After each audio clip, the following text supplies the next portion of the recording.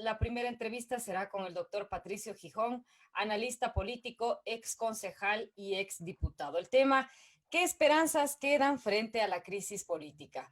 La segunda entrevista será con el dirigente de Pachacutic y sociólogo Salvador Quispe y ex prefecto de Zamora Chinchipe. Choque de trenes entre Pachacutic y la CONAIE es el tema. Y la tercera entrevista será junto a la economista Ana Delgado, directora ejecutiva de la Asociación de Clínicas y Hospitales Privados del Ecuador. El tema, los costos de la atención privada en la pandemia. Y quisiera recordarles, como todos los días, que hoy, viernes 24 de julio, cumplimos 130 días desde que se declaró la emergencia nacional por la difusión del coronavirus. Sigamos aprendiendo la tremenda lección, pero no perdamos de esperanza frente a lo que todavía nos espera. Más pacientes acuden a carpas y centros de salud. Quito, pese a los controles, las aglomeraciones crecen. Las carpas y puestos de triaje reciben a personas con síntomas. Quito tiene ya más casos que Guayaquil. Y recuerden ustedes, amigas y amigos, cómo en su momento, frente a la gravísima circunstancia del puesto principal, aquí en Buenos Días de Misión nos llenamos de pavor. Dijimos, ojalá, Dios quiera que esto no se repita a nivel nacional. Y miren ustedes que el asunto se esté significando en la ciudad de Quito. Los casos de COVID-19, casos al 26 de julio. Quito, 11.900 contagios. Guayaquil, 11.788. Muertos en Quito, 579. Muertos en Guayaquil, 1.088. Vean ustedes. Y aquí tengo una fotografía patética en la unidad educativa Quitumbe Perdón, Chillogallo, se instaló una carpa para atender a pacientes con síntomas del COVID-19. Primera página del diario El Comercio. Y como digo, amigas y amigos, el programa Buenos Días, Michelle y yo, preferiríamos pues dar lectura a noticias estimulantes, pero esto no es posible porque hay que tomar en cuenta la realidad del país. Son las 8 de la mañana con 38 minutos. Está con nosotros la economista Ana Delgado, directora ejecutiva de la Asociación de Clínicas y Hospitales Privados del Ecuador. El tema, los costos de la atención privada en la pandemia. Quito es actualmente el epicentro de la pandemia con 11.900 contagios y la cifra, sin embargo, es un subregistro. La red pública de salud está al tope. ¿Cómo están los hospitales privados y cuáles son los valores de atención en UCI y hospitalización? Nuestra invitada expone las cifras y contextos del sector. Cuando mencionamos... Buenos días. Cuando mencionamos UCI, estamos hablando de las unidades de cuidados intensivos. Un saludo cordial a la economista Ana Delgado. Señor economista, doña Ana, le pregunto, ¿cuál es actualmente la capacidad de los hospitales privados de Quito para pacientes con COVID y pacientes con otras dolencias? Pregunta concreta. Tenga la bondad. Buenos días, Diego. Buenos días, Michelle. Buenos días a todos los que nos escuchan.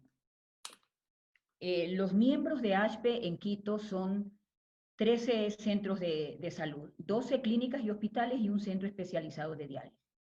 En esos 12 hospitales y clínicas, nosotros tenemos que diferenciar aquellos hospitales que por su grupo objetivo específico no pueden atender pacientes afectados por COVID-19.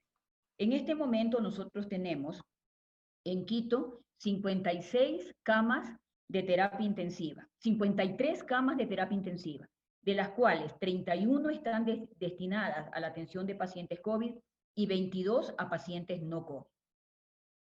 Muy bien, gracias por la concreción de su respuesta. Estamos dialogando con el economista Ana Delgado. La dama es directora ejecutiva de la Asociación de Clínicas y Hospitales Privados del Ecuador. Nueva pregunta para doña Ana.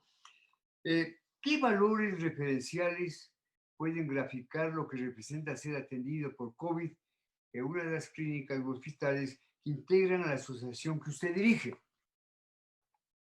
En el servicio de terapia intensiva. Sí. A ver, Diego, usted me ha planteado una pregunta compleja. Yo le puedo contestar, pero usted me tiene que dar tiempo. Para hablar de los costos de la terapia intensiva, no se puede hablar en términos generales. Hay que analizar los casos. ¿Y por qué yo le digo esto? Porque en primer lugar, el servicio de terapia intensiva es un servicio de muy alta complejidad que está orientado específicamente a la atención de pacientes críticos.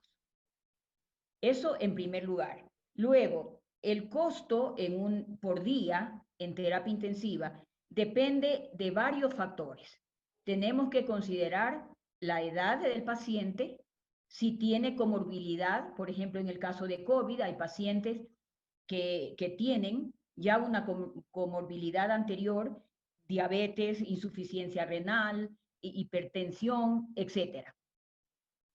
Un tema muy importante es el tiempo de permanencia en UCI. Entonces, dicho esto, yo quiero analizar cuáles son los factores que influyen o que componen el costo de una terapia intensiva. Tenemos rubros que son los que más pesan. Por ejemplo, el tema del diagnóstico. Tenemos pruebas, ¿verdad? Nosotros tenemos pruebas de diagnóstico por imágenes. Entonces ahí están las radiografías, están las ecografías, están las resonancias, etc. Tenemos otro rubro que son las pruebas o los exámenes de laboratorio. Dependiendo del paciente, se necesita hacer, en primer lugar, la PCR, que es una prueba que ustedes conocen, tiene un costo más o menos de $120. Se encuentra por valores menores en algunas instituciones de Quito, $100, $98, etc. Se puede necesitar una biometría, se puede necesitar un examen de ferritina, etc. Pero la gran diferencia, porque también estos procedimientos para diagnóstico pueden ser los mismos para los pacientes que están en hospitalización. Pero ¿cuál es la diferencia en UCI? Que en UCI la frecuencia es mayor. Mientras en hospitalización el médico puede hacer ciertas pruebas al inicio, puede hacer algunas de controles y a la salida. En UCI, dependiendo del estado del paciente y del criterio del médico, se pueden necesitar estos exámenes, diga usted, cada 3 horas, de acuerdo al criterio del médico. Entonces, eso es, como usted puede observar, aquí hay varios valores implicados solo en una de las etapas de la atención, ¿verdad? Y con una frecuencia bastante mayor. Otro rubro importante, además del área de diagnóstico, es el tema de terapias y de procedimientos que se realizan en UCI. Entonces, de hecho, se va a necesitar terapia respiratoria, se puede necesitar diálisis si el paciente tiene una enfermedad renal. Actualmente se está haciendo también la hemoperfusión. Fíjese usted que este procedimiento necesita para su ejecución de un filtro, que solo el filtro cuesta $2.000. Para que usted se dé cuenta, solo un filtro cuesta $2.000. Se puede necesitar la instalación de un catéter, etc. Entonces, eso va sumando al costo. Tenemos el área de medicamentos. Todos los medicamentos que la autoridad sanitaria los ha planteado en una lista como los medicamentos que se usan o que se han usado en todos los países y que aunque la autoridad sanitaria no endose el tratamiento, pero los pone como una referencia, tienen su costo. Pero ahí tenemos por ejemplo, el Actemra, que vale $342, por ejemplo. Entonces, y una serie de medicamentos. Un paciente que esté entubado va a necesitar nutrición parenteral, complementos alimenticios, etc. Súmele esos costos. Tenemos el costo de los honorarios. El talento humano en todas las áreas de salud y en todas las áreas productivas es fundamental. En salud y en terapia intensiva se requiere de profesionales de altísima especialidad. En terapia intensiva tenemos personal las 24 horas del día. Allí no puede el paciente que está en terapia intensiva quedarse sin el personal que lo atiende. Pueden ser 2 personas por cada persona, haciendo el cálculo, ¿no? Hasta 3 personas por un solo paciente. El intensivista es el que tiene el mayor, el rol central, pero el intensivista puede necesitar interconsultas con el cardiólogo, con el nefrólogo, con el hematólogo. Entonces, todo eso va sumando. Se necesita la enfermera, se necesita el terapista de respiratorio, se necesita la persona que haga la hemodiálisis, etc. Luego viene la sangre, vienen los insumos, los equipos. Por ejemplo, en insumos, ya le mencionaba yo el tema de los filtros, ¿no? De la hemoperfusión. Y aquí, por ejemplo, en cuanto a estos insumos, yo quiero destacar el uso de las prendas de protección personal. En nuestros centros de salud, nosotros tenemos que garantizar en primer lugar la seguridad, la protección de nuestros profesionales.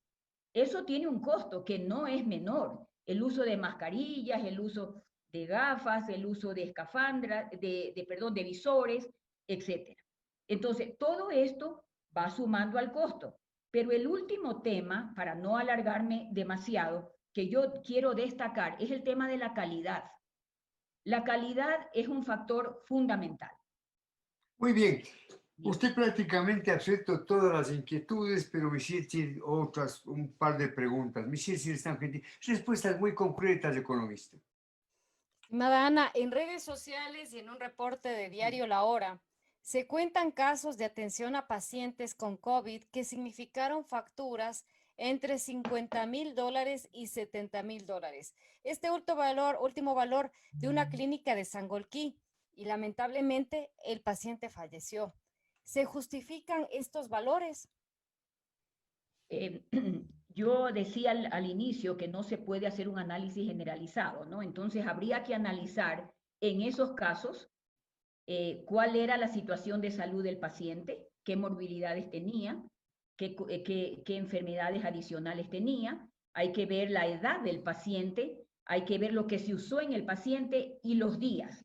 Yo quisiera mencionarles 2 casos. Yo estuve justo ayer analizando este tema con uno de nuestros miembros en Quito y tengo 2 casos. Una persona de 94 años, su factura fue de $27,000 en 7 días, ¿verdad? Una persona de menor edad, aproximadamente 70 años, su factura fue $107,000 en 53 días. Si usted saca el precio por día, el costo por día, usted tendría que en el paciente que pagó $27,000, un paciente mayor que tenía muchas enfermedades adicionales y que estuvo solo 7 días, su costo fue $3,891 por día. Él pagó $27,000 y la persona que pagó $107,000 en 53 días, el costo por día fue $2,019. Entonces, el costo de terapia intensiva es muy variable. Yo por eso les he explicado, depende de la edad, del paciente y del número de días, fundamental. En el caso del paciente que usted dice, Michelle, $70,000 dividido para ¿cuántos días estuvo el paciente? Me parece que fueron 30 días. Me parece que fueron 30 días porque yo vi esa noticia. Si es así, más o menos el costo es 2.500 y piquito por día, lo cual es totalmente normal. 2.500 es el costo que la autoridad sanitaria reconoce como el costo en una de sus unidades intensivas.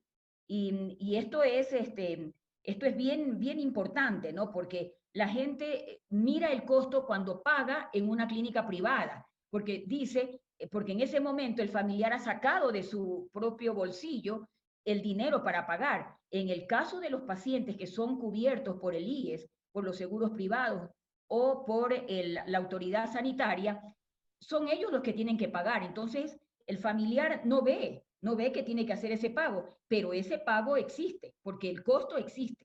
Ese pago hay que hacerlo porque el costo existe.